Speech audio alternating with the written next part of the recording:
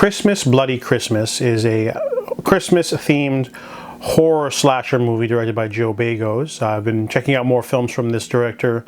I watched his debut film, Almost Human, which is like a splatter gore version of Invasion of the Body Snatchers. This one is about Tori. She is a record store owner who on Christmas Eve just wants to get drunk with her coworker.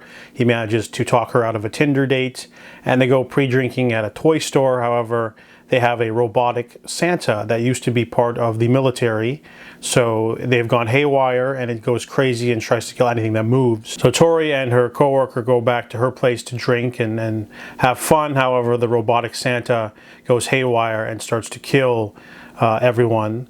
So I gotta be honest, the first half of this movie is really low budget and really rough. The first kill is a POV, messy, shaky cam kind of thing, and I didn't have high hopes for this film. And then the next kill is kind of like the same.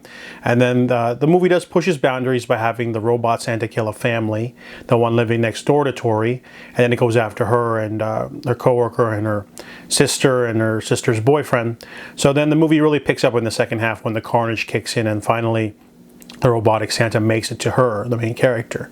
The second half of the movie is basically an unstoppable explosion, thriller, gore fest in the vein of Terminator, unstoppable, unyielding villain. If you actually watch the first Terminator, the first movie does have a sort of slasher vibe to it, where Arnold's T-800 kind of like won't be stopped, unyielding, can't bargain, just keeps coming after our protagonist.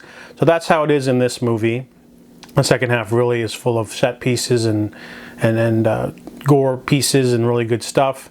I think the only thing the movie's lacking is character development. Tori doesn't have much of an arc or anything. She's just like a young person who owns a business and wants to just drink. They could have added in a little bit more nuance for her because she peeks in on her neighbors and just happens to see the robot Santa wiping out that family. They could have played up that maybe she likes to spy on the other family, maybe she yearns for her own or something. They could have added a little bit more nuance to her character. Well, this isn't that kind of movie. This is a gore-heavy splatter flick with a lot of set pieces and practical effects. Pretty enjoyable romp, to be honest. I give Christmas Bloody Christmas a 6 out of 10.